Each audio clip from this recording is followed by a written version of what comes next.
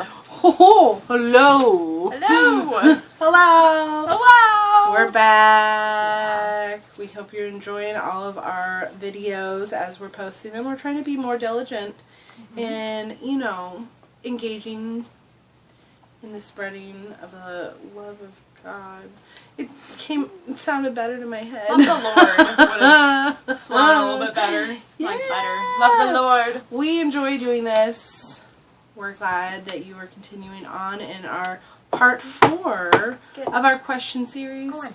Podunk, go. Sorry, the dog. Oh, He's Podunk, large. bed. He's a chocolate. Bed. Go. I know. Lay down. He wanted to be part of the video too, but Down. we don't have all down. What are you going to do? Down. So this is part 4 of our question series. Yeah. We'll probably have more question series in the future, so please feel free They seem to... to be working well. We're definitely enjoying this different We're structure. delving in. Mm-hmm. And we're enjoying answering the questions. They're off our list, but she doesn't know what questions I'm asking her, so we're really having to kind of shoot from the hip with what Shoot from the hip. is going on. All right, let's jump into it. All right. Where or how do you find him in your everyday life?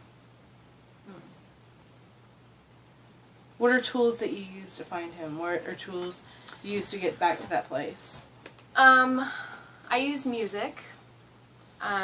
Sometimes it's religious music, sometimes not. It's just, I like the music that has like sounds because I feel like I can think clearer. But I like to listen to Mumford & Sons. They have a lot of really great music that's actually rooted in the Christian faith and the faith walk. And it's just really open and honest, real lyrics about the actual struggle of trying to choose good over bad constantly, because it's a constant battle that we all face. I also listen to Joyce Meyer. I just bought a new CD tape by Ed Young. I bought it online. It's called Sex Crazed Culture. That's actually been really informative for me.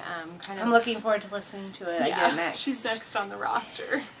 But that's been cool because it's like, I think we all have questions about sexuality, things like that, and I'm really enjoying that lesson and hearing biblically like what all of that is supposed to mean for us and how those boundaries are created for our safety. So yeah, I like to listen to that. I also just like to pray, like appreciate my surroundings. I like to take time in the morning, do my devotional with God. If I don't have time for that, just focus on being grateful and saying the things that I'm grateful for at the start of my day. So that's how I find him. I think it's really important to focus on that devotional piece, or to start out your day, or to wake up half an hour earlier than you normally do. And I know that sucks, but it does for me. I'm not a morning person. I like to sleep in. I like all the sleep I can get. She comes down like this. Yes, I do. It's scrunch up. But I think that's a really important piece to you beginning a faith walk as well as maintaining a faith walk. Yeah. You really need that time with and be God hungry for it. Like, don't look at it as a burden. Look at it as a privilege. Like, when you first wake up in the morning, you have every opportunity to have positive influence or negative influence. So why not take control of your day and choose to set it off straight with some word from God and some direction on things that you can focus on and work on, and yeah, make it a choice, not a burden. Yeah, I think that's a really good answer. Second parter. Are there some mornings that you don't get that devotional in the morning, and how do you find him at work once you've gotten there? Or in the middle of the day when all of a sudden you realize that you're not where you need to be for the day? You don't have your peace. That does happen, and I think that that's normal. I think if lately in my heart has changed to where I'm hungry all the time for him. Like, it's no longer just I'll do this because it feels good. Like, I have this hunger now where I'm constantly wanting to evolve. I want to get to the place that God wants me to be. I want to do what he wants me to do, and I'm hungry for that direction. And so when I find myself not having that centering time, I make an extra effort, like where I work, being extra friendly to the people around me. So when that happens, I kind of just appreciate the good that comes from that. Like being able to influence somebody else's day, even if it's just to say hi or how's it going, like to make that connection to somebody else. Also where I work, there's a lot of children, and so I quite enjoy being around that and seeing them and seeing them light up, and it kind of shoots me back into appreciating life and how fragile and special it is. And so when I deter from that, I try to just focus back on being grateful and where I'm going. I think that's a secret weapon that's good for all of us to use. I think that gratitude and for your blessings, when you can identify them, it's a choice. To if nothing else is working, to find that peace is just that key. Like, count your blessings, count them. Start thanking the Lord for the things that you do have in your life that are blessings, and I think that can turn a whole day around and makes it much easier to find your peace, because you're like, I do have these things that the Lord has given me. Right. Yeah. Do you want number 2? You want to finish up with your big one? I have 2 more. Excuse me. Yeah. Okay, I'll go. So, I believe I got this idea of the question from that CD I was telling you about, Sex Crave Culture by Ed Young. And so, my question is, why are we the only creatures on the planet that wear clothes? Where does our deep-rooted shame of being naked come from?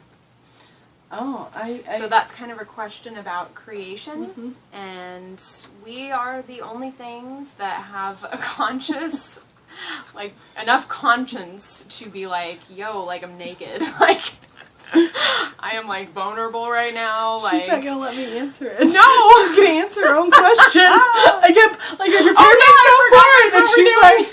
Here's the question, and here's the answer. Keep going. You were doing really good. She's listened to the CD. I haven't listened to it yet. It's a good CD. It's good food for thought.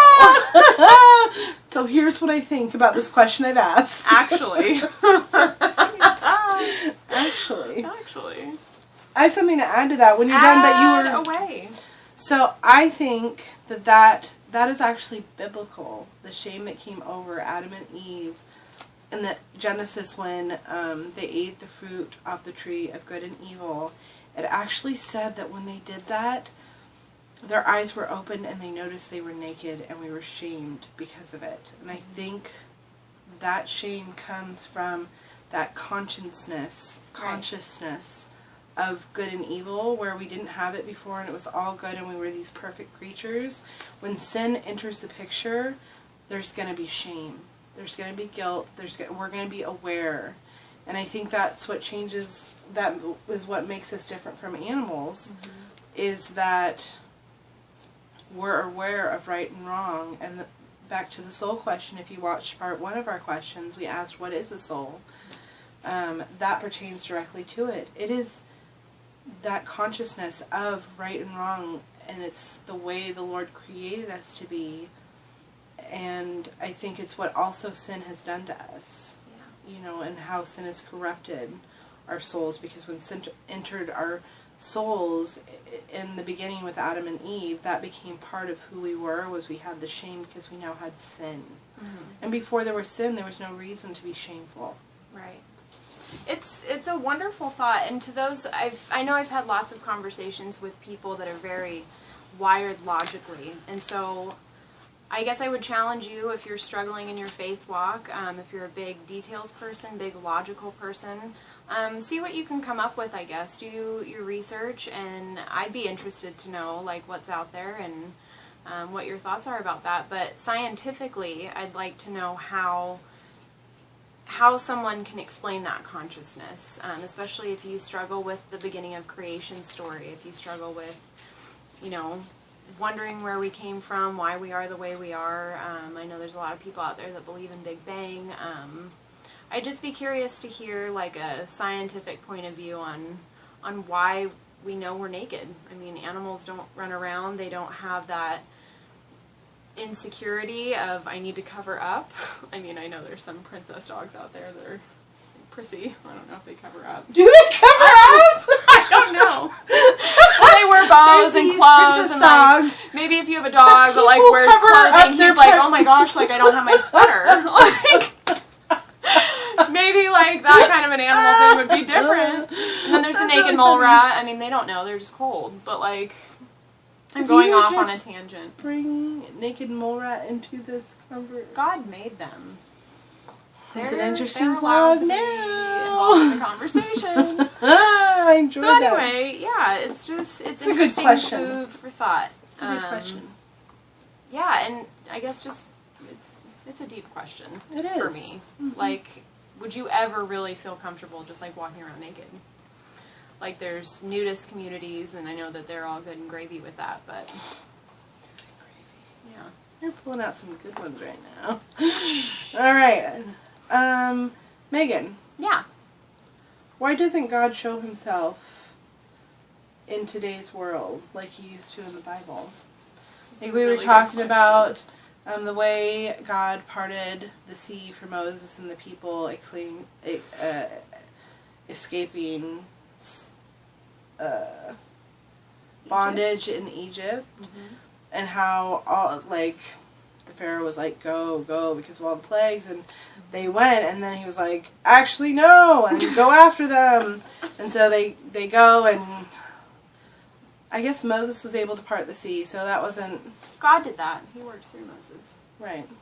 But, like, it also talked about, we're on this Egypt kit right now. We're loving Egypt, Well, and it said that, like, he was, like, this burning pillar of fire that the people followed at night and stuff. Like, there's physical manifestations of the spiritual realm. No, I'm clarifying the question. Like, why don't we see, like, these miracles today? And are we just closing our eyes to them because are they still happening?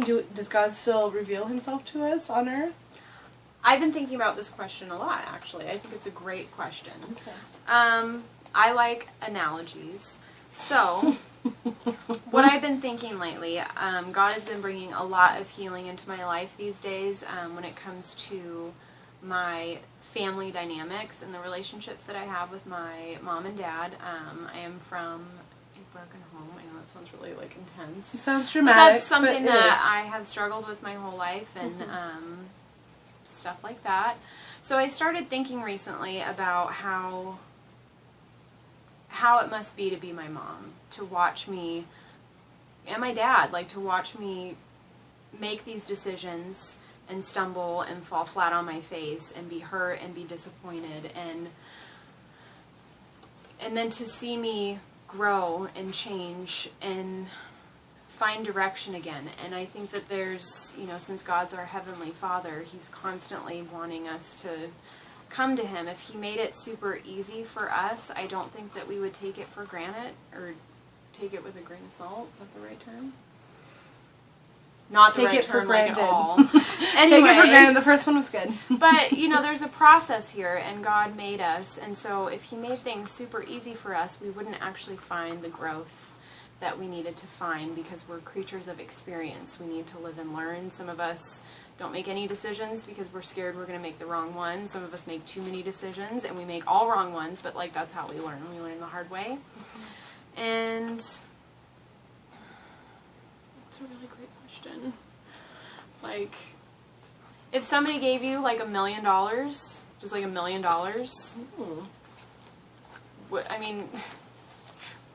you didn't work for it, like, it just got handed to you, and that would be nice, but I think $1 million means much more when you work for it, and I think that that's kind of the logic that God has. And so it's this constant seeking after him, like going after him. It's that working for it, essentially, to build the relationship and to see the miracles and to learn and grow, and I feel like that's how he designed us. So I think he does show up, but only if you seek. Yeah. I think you need to know where to look to find these things. I think he's still showing himself. Yeah. I felt like I answered that one a little bit bored. But it was a good question. It was a good answer. I enjoyed your analogies. Is it grain of salt? Grain of salt? Is it sugar? Okay, I have one final one. Woo! I had more questions than she did. We didn't decide until after she'd written her questions that we were going to ask them of each other. So my last one. Why do bad things happen to good people? And I'm just going to give you guys a little heads up. while she's thinking of the answer of this, me and Megan have had a path together of spirituality. And I grew up in a Christian home. I have a lot of foundation within my faith. But like everybody, I, strayed away from it when I became a young adult and a teenager and stuff. And I wanted to do my own research and do my own thing, and then kind of came back to it. But I remember, like, finding it again when my dad got sick, and, like, I talked to Megan about it, and Megan at that point in her life wasn't really ready to talk about God and, like, what that meant for her life and the responsibility that might mean. And she wasn't ready to accept it. Like, she wasn't ready to, like, she talked about it. She had all kinds of great, things to say, and she had an opinion, and she knew why, she wasn't buying on. But, like, one of the questions she asked me in one of our first really in-depth conversations about spirituality, she's just like, Alyssa, she's like, why do babies die? And why do these really good people have these really horrible things happen to them? What kind of loving God? That's a good question I would ask. What kind of loving God would let people that are faithful to Him and love Him so much? Why? Like, if He loves us so much, He knew we were going to be born into this world of sin, that we couldn't help being sinful because that's the way we were born. Like, why would we be punished for the way we were made when He made us that way and knew we were going to be this way? Why do bad things happen? Can you explain that to me? Looked me straight in the face, and, like, I'm just kind of like... And I tried to explain it. I tried to explain the fall of man and what that meant and what faith, why we needed to have faith and why that was a prerequisite to finding the Lord and believing in Him and what rewards came from it. And, like, it's a really hard question to answer. So, the floor is yours. I just wanted to give it a little history. Well, my answer would be, I don't think that there's good or bad people. That would be a good start to answer that question. I think that there are people, and then there are choices. And like something like an innocent baby or a newborn that would die, or something awful like that, like involving a child. Obviously that's a terrible thing, but I think that God works through everybody, and everybody has a purpose. So if there is tragedy involved somewhere, it's not really up to us to question God's plan. I think that every action has a reaction. I guess an example, like if a mother has a baby and it passes, there was something for that mother to learn, and that's a choice for her to get far from God in anger or get close to God and understand something, because something good can come out of anything that's bad. For instance, a mother in that type of situation can be bitter and upset and angry her whole life, or she can turn things around and use that experience as fuel to do good for God's kingdom and maybe do something to help other children. I think that when bad things happen to each of us, we have a choice to use that tool and that experience to actually go out there and do good in the world. And so that's my answer. I think that there's choices. It's a good one. And I think I have something to add. I think that's a great answer, and I think that's... I really didn't know what to answer her back then. Back then I was kind of like, well, I don't really know. Good question, Megan. You're awesome. I love you for your questions. I didn't at the time. Questions I've ever I went heard. home and I'm like, I didn't understand there was going to be questions. Like, I just wanted to tell her about this thing I was excited about. I think to expand upon that, I like to, when I don't know because God doesn't give us all the answers in the Bible. Like, you might have questions. He doesn't give them all to us. I think that's the part, that's the point about faith, is you just kind of have to find your own right and what works for you. And God gave you a heart that discerns right and wrong. And you'll know if it's something you should be doing or shouldn't be doing. And to go back to why bad things happen, I think we need to realize, and we really need to hone in on the fact that we see a very, narrow view of our lives and what is happening in it. And like, God sees like down upon the whole picture of our lives, upon the world, upon like all the people in it, and he sees the grand scheme of things. He knows what's going to happen, what step will take us which direction, what choice will take us away from somebody, what, you know, he can see it all. And I think when we choose to question things like this, we lose sight of that he is our almighty creator. And he sees it all, and he only wants good things for those who love him. And to question those is to doubt that he doesn't want good things for you, or for me, or for the people he created. And why would a God create people just to mess with and not to love? I think when we really realize that we are here because he loves us and